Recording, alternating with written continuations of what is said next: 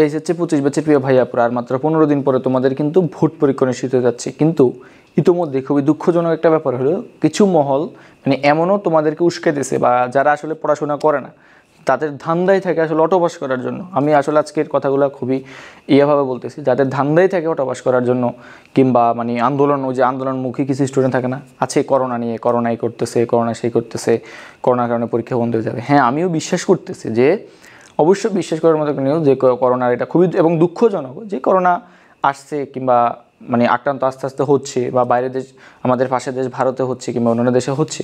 তো বাংলাদেশে কয়েকজনের করোনা আক্রান্ত হয়েছে। তো দেখো, তোমার হাতে আর মাত্র 15টা দিন সময়।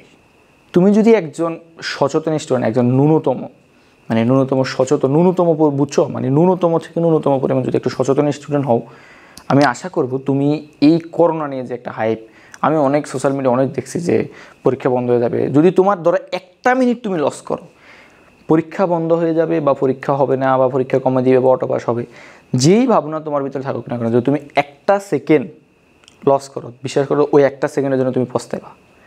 মনে রাখবা আমার কথাটা, মানে স্মরণে রাখবা। যারা এখন মানে এটা একটা খুবই নেগেটিভ, মানে দুঃখজনক আমার মতে আর কি, এটা খুবই দুঃখজনক। আর মাত্র 15টা দিন, পোলাপান এখন মানে শেষ করবে, পোলাপান এখন একটু রিভিশন দেবে, এখন একটা মোটিভেশন কাজ করবে পরীক্ষার জন্য।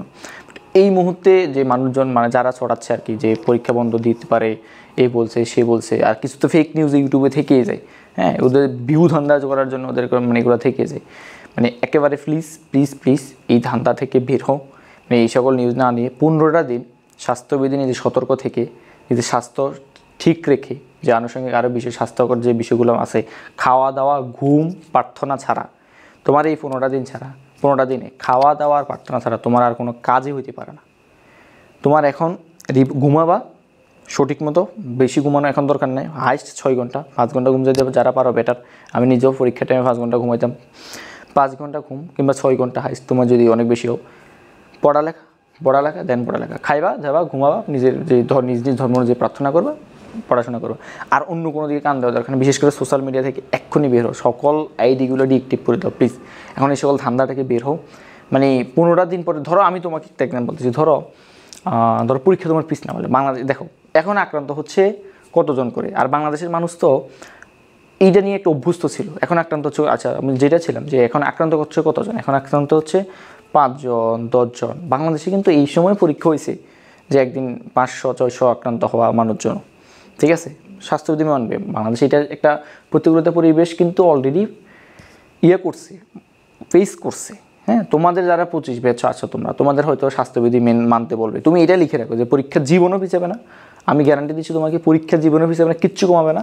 হাইস্ট তোমাকে পরীক্ষার হলে যে স্বাস্থ্যবিধি মানে মাস্ক বাধ্যতামূলক করতে পারে, হাইস্ট যদি এই দিনে একেবারে খারাপ পজিশনে যায় মাস্ক বাধ্যতামূলক করবে, হ্যান্ড স্যানিটাইজার বাধ্যতামূলক করবে, বাট পরীক্ষা হবে, এটা মাথায় রাখবা। সঠিক সময়ে পরীক্ষা হবে।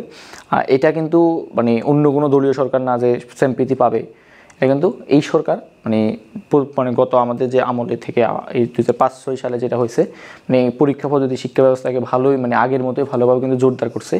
So be careful. এই মানে আল্লাহর ওয়াস্তে একবারে প্লিজ মানে নিজের পড়াশোনা, খাওয়া, ঘুম ছাড়া সোশ্যাল মিডিয়াতে আসার দরকার নেই। বন্ধুবান্ধবের সাথে এখন কানেকশন করা দরকার। হ্যালো বন্ধু, আজকে তো এই নিউজ পাইছি, হ্যাঁ এরকম অনেকে ফোন দেয়, হ্যাঁ বন্ধু শুনছস কী হয়েছে, আজকে তো পরীক্ষাতে বন্ধ দিতে পারে, পিছাতে পারে। যারা এই সমস্ত যারা বন্ধু বান্ধব আছে, এগুলো খুব মানে বুয়া একেবারে, বুঝছো? আমার কথা খারাপ লাগতে পারে তোমার কাছে, বুয়া। তুমি যেটা বলছি, তোমার পড়াশোনা ছাড়া, খাওয়া দাওয়া ছাড়া, ঘুম ছাড়া তুমি বাকি সময় জাস্ট পড়াশোনা করবা, শেষ। তোমার সামনে কত বড় এক মানে তোমার লাইফ চেঞ্জ করার মতো কত বড় একটা অপরচুনিটি তোমার হাতে, তুমি কেন এই অপরচুনিটি কাজে লাগাবে না? সব ভালো থাকো, সুস্থ থাকো। আর যারা আমার চ্যানেল নতুন আসে অবশ্যই চ্যানেলটা সাবস্ক্রাইব করে দেবা। ধন্যবাদ সবাইকে।